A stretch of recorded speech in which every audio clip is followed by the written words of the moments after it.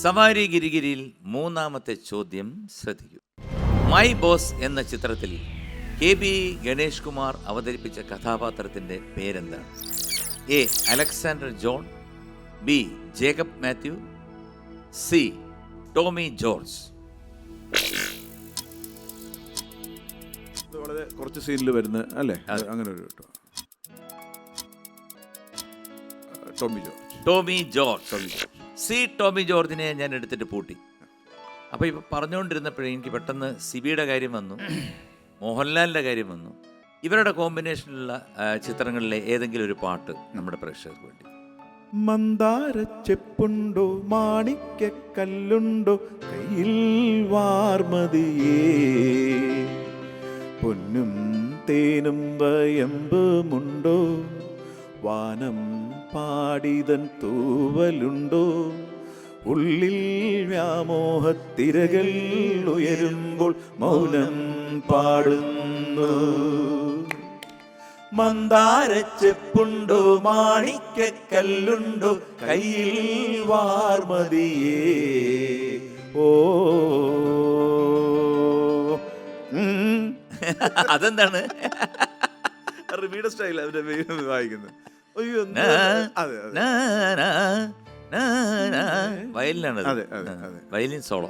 അത് Johnson മാഷായിരുന്നു. Johnson മാഷിനൊക്കെ എല്ലാ hits അല്ലേ? ജോൺസൺ മാഷനാണ് ഈ വയലിനൊക്കെ അല്ലേ, ഒരു രക്ഷയില്ല. അദ്ദേഹത്തിന്റെ യുണീക്ക് ആയിട്ടുള്ള കമ്പോസിഷൻ. അപ്പൊ സി ടോമി ജോർജ് ആണ് നമ്മൾ എടുത്തിട്ട് പൂട്ടിയിരിക്കുന്നത്. ടോമി ജോർജ് ഉത്തരം ശരിയാണ്. കൺഗ്രാറ്റുലേഷൻസ്. സവാരി ഗിരിഗിരിയിൽ നാലാമത്തെ ചോദ്യം ഇതാ വിജയ്. മൈ ബോസ് എന്ന ചിത്രത്തിന്റെ സംവിധായകൻ ആരാണ്? A. Siddique, B. Jeethu Joseph, C. Anwar Rasheed. Jeethu Joseph. അത് പറയേണ്ട ആവശ്യമില്ലല്ലോ, ചാടി വീണു. ഡി ജിത്തു ജോസഫിനെ ഞാൻ എടുത്തിട്ട് പൂട്ടി വെച്ചു. ജിത്തു ഇപ്പൊ ഒരു വലിയൊരു സംഭവമായിട്ട് മാറി. ടെക്നീഷ്യനാണ്, ബ്രില്യന്റ്. അതായത് മലയാള സിനിമയ്ക്ക് തന്നെ ഒരു അഭിമാനമായി മാറിക്കൊണ്ടിരിക്കുന്നതാണ്. ദൃശ്യം 2 ഒക്കെ തന്നെ അതിൻ്റെ ഒരു വാല്യൂ എന്ന് പറയുന്നത് ശ്രീമരട്ട, അത് കോവിഡ് കാലത്ത് നമുക്ക് ഇത്രയും അതിനെ മാർക്കറ്റ് ചെയ്യാൻ പറ്റി. ഡെഫിനറ്റ്ലി പെരുമ്പാവൂർ ആന്റണിയുടെ ഒരു വലിയ കഴിവ് തന്നെയാണ്. അവരുടെ ഒരു കോൺഫിഡൻസ് ആണ്, അവരുടെ ഒരു സപ്പോർട്ടും, പിന്നെ ലാലേട്ടൻ്റെ ഒരു ബ്ലാങ്ക് ചെക്ക്. ലാലേട്ടന്റെ ഒരു സ്ഥലം അവിടെ നമുക്ക് ആർക്കും എത്തിപ്പെടാൻ പറ്റാത്തൊരു സ്ഥലം. അദ്ദേഹത്തിന്റെ സ്ഥാനം അവിടെ തന്നെ ഉണ്ട്. അദ്ദേഹത്തിന് അഭിനയിച്ചാലും അതിന്റെ ബാക്കിയുള്ള എല്ലാ കാര്യങ്ങളും ചെയ്ത് ആ ഒരു പ്ലാറ്റ്ഫോമിൽ കൊണ്ടുവരുന്നതിന് നമ്മൾ hats of two Perumbavoor Antony. Antony എന്ന് പറഞ്ഞാൽ നമ്മൾ വിചാരിക്കുന്ന ഒരു ചില്ലറ ആളല്ല.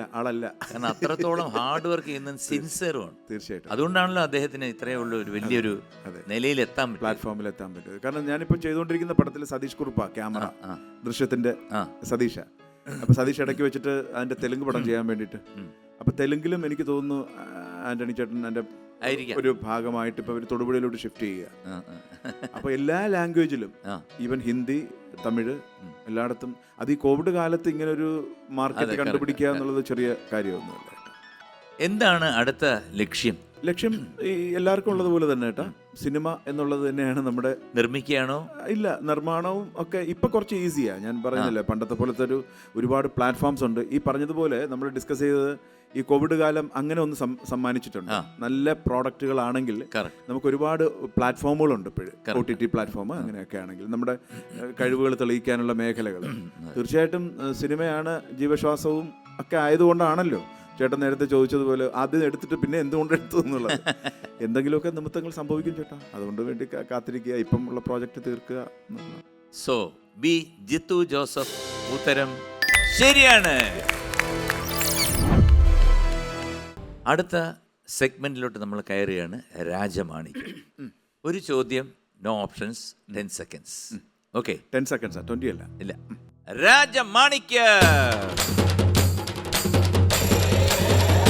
രാജമാണിക്യം എന്ന ലാസ്റ്റ് ക്വസ്റ്റ്യൻ ചോദിക്കുന്നതിന് മുമ്പ് നമുക്കൊന്ന് ആഘോഷിക്കാം. ഒരു കുസൃതി ചോദ്യം നമ്മുടെ പ്രേക്ഷകർക്ക് വീണ്ടും എപ്പോഴും ഉത്തരം മാറിക്കൊണ്ടിരിക്കുന്ന ഒരു ചോദ്യം എന്താണ്? നമ്മളൊരു കാര്യം ചോദിക്കും, അതിൻ്റെ ഉത്തരം എപ്പോഴും മാറിക്കൊണ്ടിരിക്കും.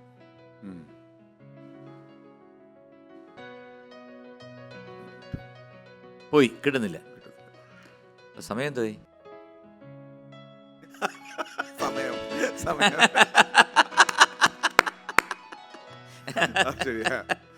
സമയം എന്താന്ന് ചോദിക്കുക ചോദ്യം. നമ്മളിപ്പോ ചോദിക്കുമ്പോഴത്തേക്ക് പറയും 4.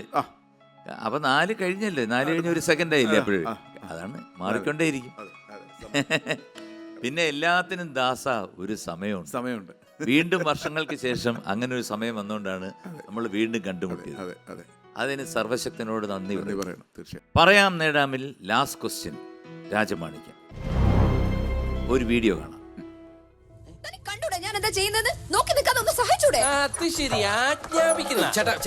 ഞാൻ എടുത്തോളാം. ഒരുമാതിരി ബൂർഷുകളുടെ ധാർഷ്ട്യം ഞങ്ങളുടെ അടുത്ത് കാണിക്കരുത്. തലകൾ കൊയ്യാൻ ഞങ്ങൾക്ക് ഒരു മടിയില്ല, അറിയാലോ. ഈ താല്പര്യം നെല്ല് കൊയ്യുന്നതിൽ കാണിച്ചിരുന്ന കുട്ടനാട് എന്ന് രക്ഷപ്പെട്ടേനെ. എന്താ പറഞ്ഞേ? ലാൽ സലാം സഖാവേ. വിതക്കില്ല, കൊയ്യാൻ നടക്ക. അയ്യോ,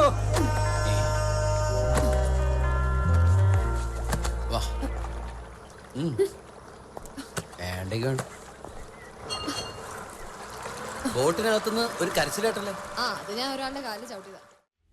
വീഡിയോ ശ്രദ്ധിച്ചല്ലോ. ചോദിക്കാൻ പോകുന്നു 10 സെക്കൻഡ്. മമത ബോട്ടിൽ നിന്നിറങ്ങുമ്പോൾ കയ്യിൽ എത്ര ബാഗ് ഉണ്ടായിരുന്നു? Your time starts now. 10, വേറെ എന്തൊക്കെ ചോദ്യമുണ്ട്? 9, 7, 6, 4, 4 ബാഗ്. അതെങ്ങനെ മനസ്സിലായി? അത് ഇട്ടത് ഞാൻ എണ്ണി. ഓ, നേരത്തെ ഉള്ള അനുഭവമല്ലേ? മറ്റേ ട്രെയിനിൽ ഇന്നലെ ട്രെയിനിൽ എഴുതി വെച്ചു. അപ്പൊ അവരെ ആരെയും നോക്കിയില്ല. ഓട്ടോറിക്ഷയുടെ ബോർഡിൽ നമ്പർ നോക്കി. ആയിരിക്കും ചോദിക്കുന്നത് നമുക്കറിയാമല്ലോ. ഓട്ടോറിക്ഷയുടെ നമ്പർ നോക്കി, ബാഗ് നോക്കി, വേറൊന്നും നോക്കി, കളർ നോക്കി. അവളിട്ടിരിക്കുന്ന ചെരുപ്പ്, മമത ഇട്ടിരിക്കുന്ന ചെരുപ്പ് ഹൈ ഹീൽഡ് ആണോ എന്നൊക്കെ ചോദിക്കുന്നു. ആരാ ഈ വിജയകുമാർ? പുലിയാണ്, പുലേ.